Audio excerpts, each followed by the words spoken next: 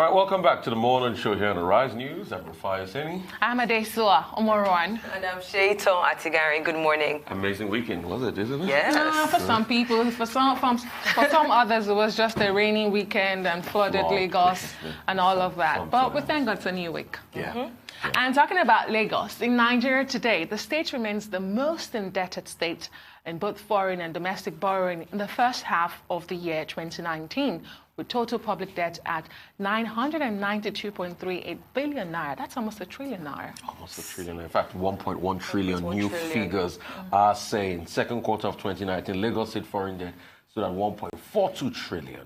All right, 530 billion when compared to the same period in 2018. Now, that's not minding the high debt profile.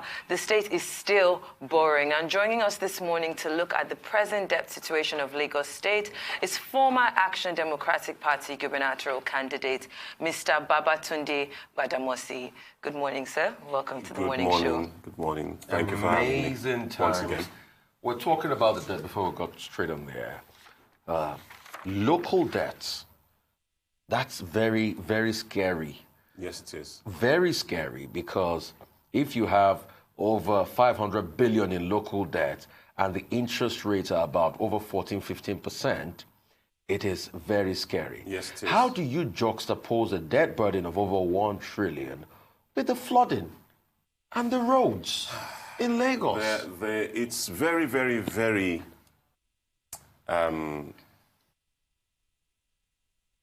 disturbing, to say the least, to hear the amount of money that we actually owe in Lagos to financial institutions, both local and foreign, and then to see the abysmal level of our infrastructure. The two just don't tally, and there is a reason for it. Just one reason. Alpha Beta.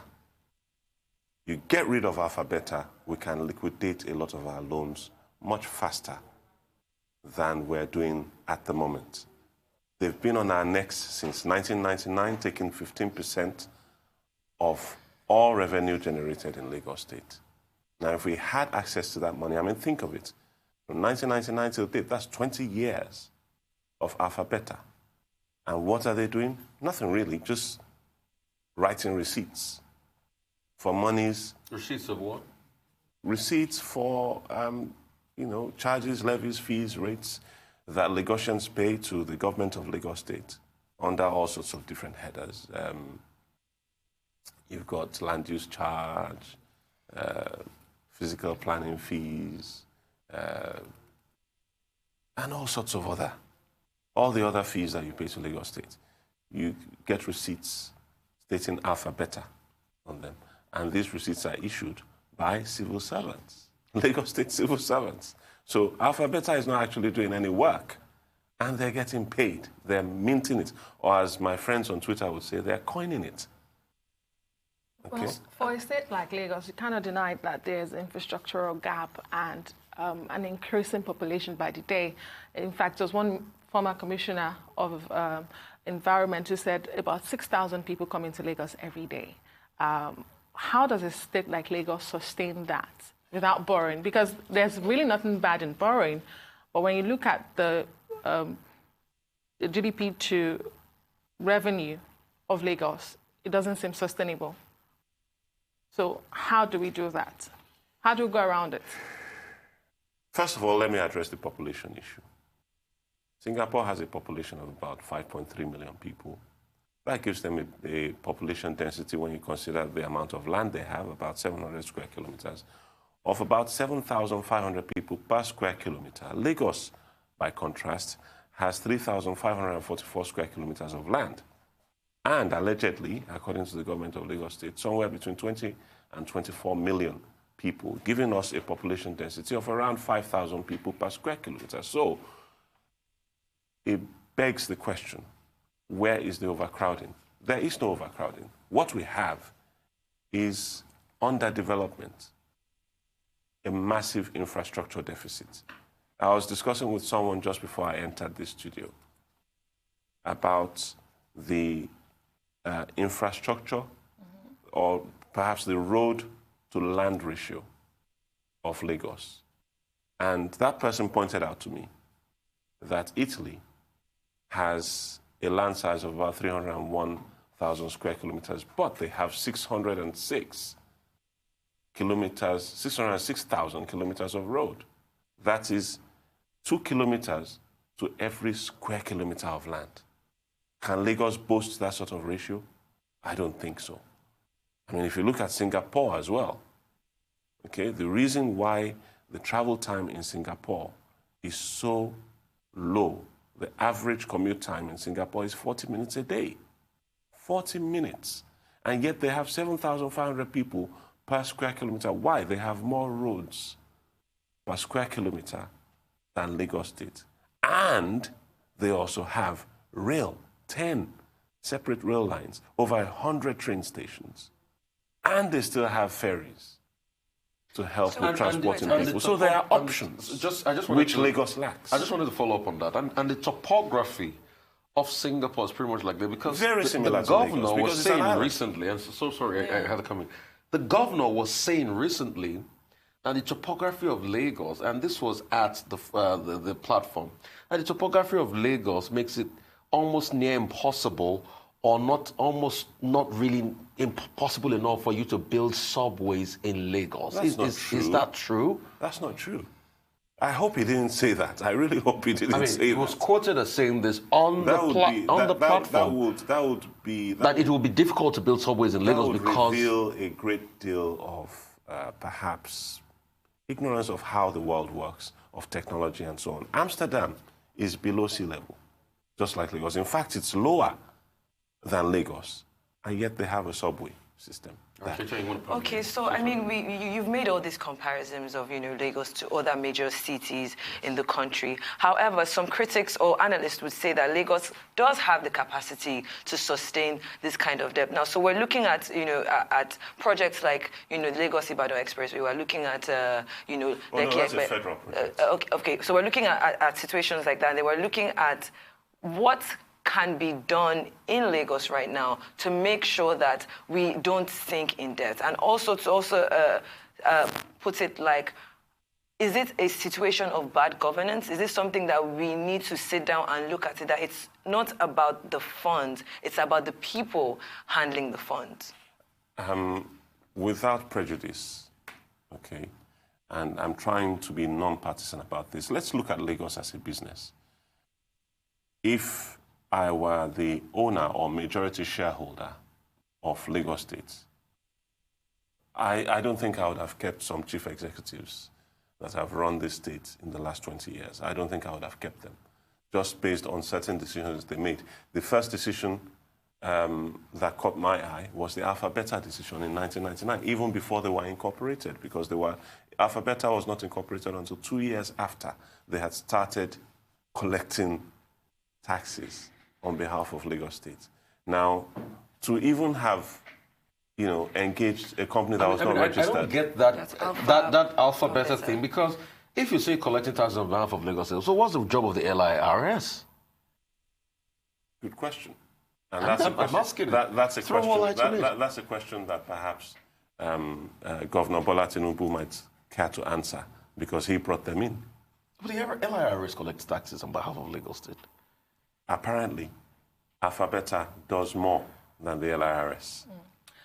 When it comes to internally generated revenue, Lagos boasts of the highest in Nigeria, but there are those who say the state is still scratching the surface. I wonder if you do agree with that. Oh, I agree with that. I agree with that. And how do you increase the revenue without tasking the overtasked Lagosians? Adesua, you cannot increase tax revenue without investment. It's like a company trying to grow without investing in whatever it is that's helping them deliver their services. I mean, imagine Arise TV trying to become a global brand without investing in satellite technology. It's not possible, So you can't expect the state to grow without investing in roads to make, something as innocuous as movement easier. You can't expect Lagos State to grow without investment in power distribution and power generation. You can't expect Lagos State to grow without investing properly and honestly in rail services, rail infrastructure. And I say honestly, because of course you have that situation on the blue line that's supposed to start at Okoko and end at CMS. What's happening? They keep pushing the date forward. Yes, they will keep pushing it forward because the money is gone. There's no other explanation for it.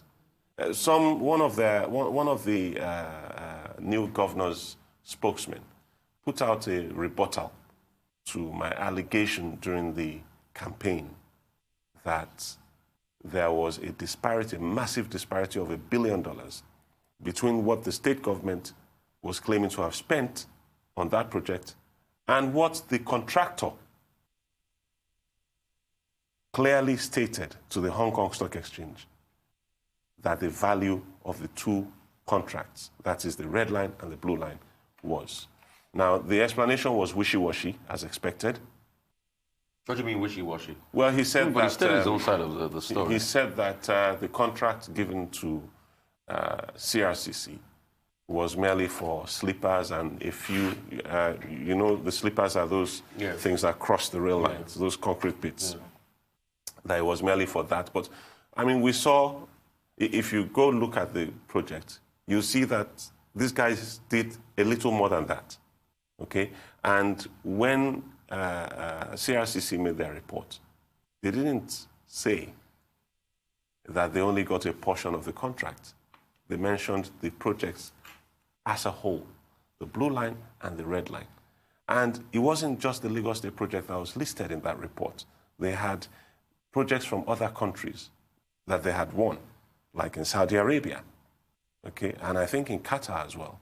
They listed these other projects as well, alongside the Lagos projects, as projects that they had won abroad, outside of China. And it was a statutory report. They had to give it to the Hong Kong Stock Exchange to be able to continue to be listed on the stock exchange. And that was their first quarter report in 2010. So the argument by the Lagos State government official, I find most disingenuous and very distasteful, frankly, and also very disrespectful of taxpayers. I'm sorry, just looking at the recently approved $3 billion that has been given to our nation to help improve the power sector. Now, obviously, it's not been broken down to how it's going to be shared among the 36 states. But do you think that in doing this, that's just adding more to our debt profile, or it's exactly what we need to boost the power sector in Lagos State? Well, if we had a responsible government, it would have been great. But this government has proven to be quite irresponsible when it comes to finance. Okay, they've been very, how do I say? They've been very careless, very reckless. Which of the governments are you referring to? Federal. Okay. They've been very reckless with our money, in my opinion. How have they been reckless? And they've also been very sectional. So I'm expecting that this World Bank loan, the $3 billion that came in, will probably be dedicated to projects situated in the north. No, but you know why I keep reporting? How have they been reckless? Because the federal government will say, we've been tightening our belts. We've been trying to cover our tracks. We're trying to cut costs, get more money from VAT. Well, just look at the budget. We're trying to... Just take a look at the budget. Okay. How much of the budget is being spent by the presidency? How much of the budget is dedicated to recurrent expenditure? How much of the budget... 4.42. How much of the budget is dedicated to capital projects? Wow. And that will just answer the question. It's recklessness. A lot of questions. The civil service is overloaded at the federal level, and in Lagos State, there is far more recklessness than there is at the federal level. We'll come back to discuss some more here on The Morning Show on the Rise TV. Join us again.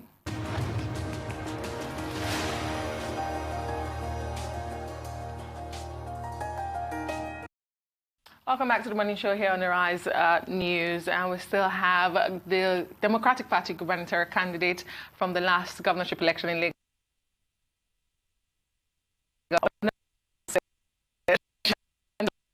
Are you done with elections? But let's go back to the topic at hand, the debt profile of Lagos State. The issue is revenue has to be generated, and I'd asked you earlier how we do this. Do we do this by taxing already multitasked Lagosians? There are those who make a case for Lagos as a special status, the golden goose that lays the golden egg. And there are plans to also review the revenue generation formula so that the states and the local government gets more than the federal government. A situation of bottom-top governance. Does more money from the federal government solve this issue for the state, for a state like Lagos? Question number one. How much money does the unitary government of Nigeria actually generate itself?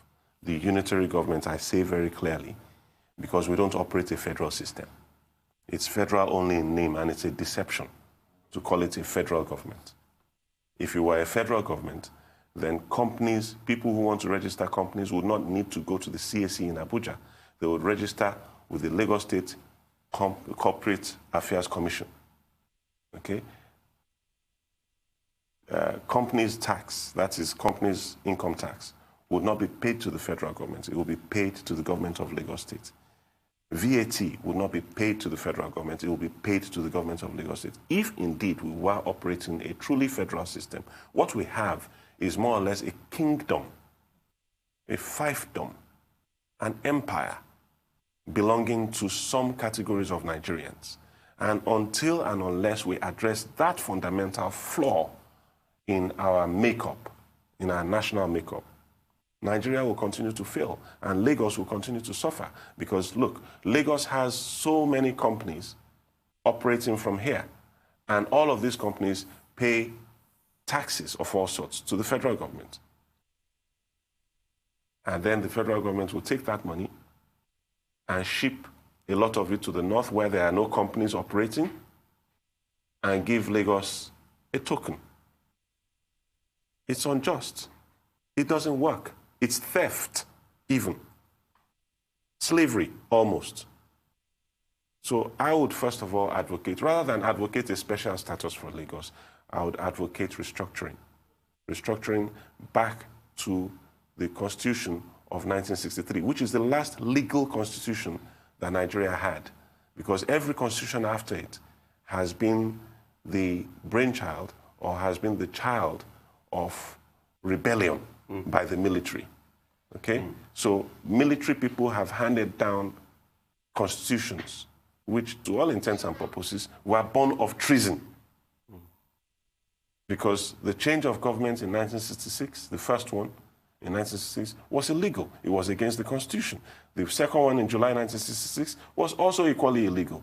The change of government in 1976 was also illegal. The one in 1979, because it came, all of it got its root from the 1966 schools, illegal. Even the one drafted in '79 with the likes illegal. of legal luminaries like illegal, Buddha, totally illegal. Well, it all came from the cowardice of the Nigerian so-called intelligentsia, who have proven, unfortunately, to me, as far as I can see, to be quite unintelligent and lacking in fortitude. Okay, let's talk about this, your new grand idea that it's a fiefdom. So obviously the people in need are like on a journey on a road to serfdom. You know, like Hayek says. We are not on a road. We are in serfdom. So you're saying now we're in serfdom. Yes. Let's talk about Lagos and the fact that, like this is what I did say, to do all these infrastructural projects, we need more money. So the Lagos state government, in the bid of needing more money, has gone to the bank again, or gone to partners again, to say 250 billion. Sounds good. But there's when you look at the intelligence of the borrowing, there's a lot of focus on local debt rather than foreign debt. What is happening in that line? And the interest rates are high. What I suspect is that we have, expended our goodwill on the international financial stage. And the financial organizations at the global level are no longer interested in lending Lagos State money. Indeed, a lot of the contractors and some of the consultants that consulted for certain financial institutions for Lagos State loans have been barred from working with those institutions. Do you have facts to back this up? Yes, but this is not the day for that. At the appropriate time, I will reveal those facts. Some financial institutions have actually barred certain consultants that consulted for them on Lagos State projects to which they gave loans from working with them ever again. Now, they didn't state clearly that it was because of the Lagos State projects. But when you look at the profile of the companies involved and the consultants involved, you realize that all these people are linked to Lagos State and Lagos State loans. So it begs the question, doesn't it? You just need to have a little intelligence to connect the dots and see the picture. So as far as borrowing 250 billion from local sources, 100 billion fixed bond payments at the capital market, 150 billion from so-called internal sources, I think that's euphemism for bank loans. Okay?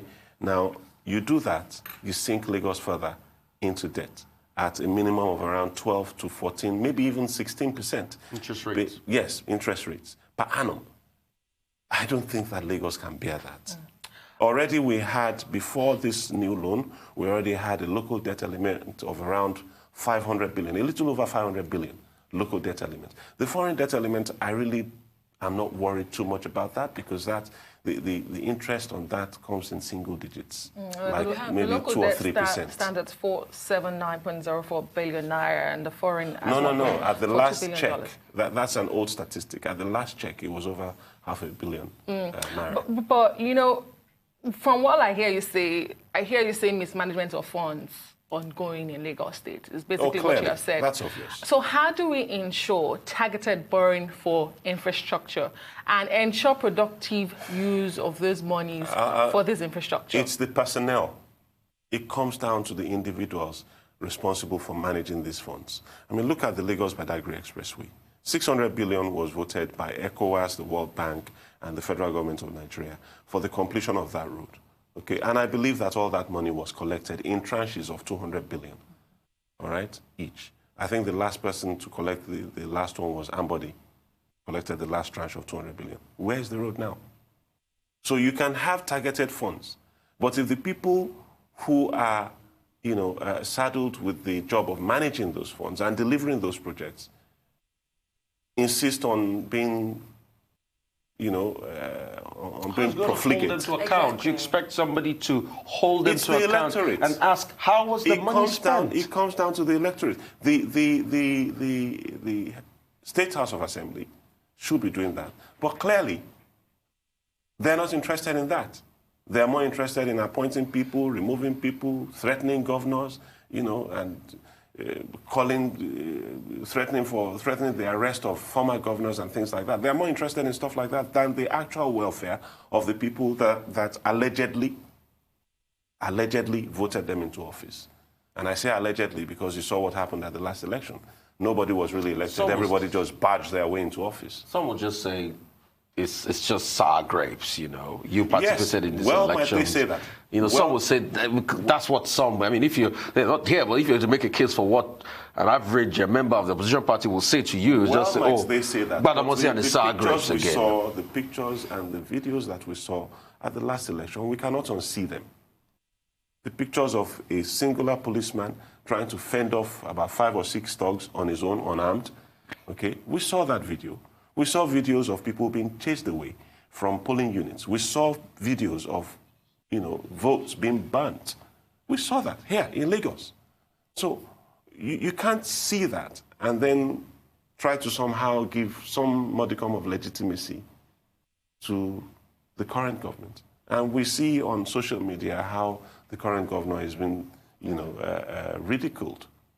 I think it's sad for Lagos that Lagos has come to that, where, a sitting governor of Lagos is being dragged the way they're dragging him on social media. And I want to implore our young Lagosians to please, let's respect the office of the governor. Talking about that, do you think that Lagos residents are being impatient with Governor Sanwo-Olu? Absolutely not. Absolutely not. I think that the governor... because the governor's aides have made a case that governance does take time. This government is about 5 months in. I suspect that the governor, going from the way he has been going around and looking at trouble spots all around Lagos, he wants to work. But you see those aides you just mentioned? No, they're not interested in work. I suspect that a lot of the aides were foisted on him by who. We don't know. I don't know. Bodilon. I don't know. What is Bodilon? The man that picked him to run for office. Oh, who is the man? Bola Tinubu. Okay. Picked him to run for office. So I believe that all the aides and all the commissioners were picked by him. Okay? And they're working at his pace. We know the pace at which he worked when he was governor. You know, we remember quite clearly the issues between him and former Governor Fashola. And we saw how he dealt with the former Governor Ambode. So we know that unless we want to deceive ourselves, and I'm not one to deceive myself, I don't believe in self-deception. Lie to me once, shame on you. Lie to me twice, shame on me. In 30 seconds, if you can, please, you also tweeted something about the 30,000 naira minimum wage. Lagos State Governor has said that he would pay above. You seem to have a problem with that. During your campaign, you said workers' issue was top on your list. So Yes. what do you have with the governor paying above 30,000 naira minimum wage? He needs to be more specific. You know, if you pay 30,001 naira, it's above the 30,000 minimum wage. He needs to be more specific, and he needs to be more clear about what he plans to do about minimum wages. Minimum wages in Lagos State are very low. I think about some street sweepers are paid as low as 7,000 naira, believe it or not, in Lagos State. And that is really, really sad. That is criminal, actually. If the governor is going to increase the minimum wage, then he should tell us the mechanism by which he plans to do it, so that people can have some modicum of certainty as to what their earnings are likely to be, and they can begin to make plans. Well, I'd say a very big thank you about Babatunde Gbadamosi, Bog, as it's formally called, all right? It's been a joy having you.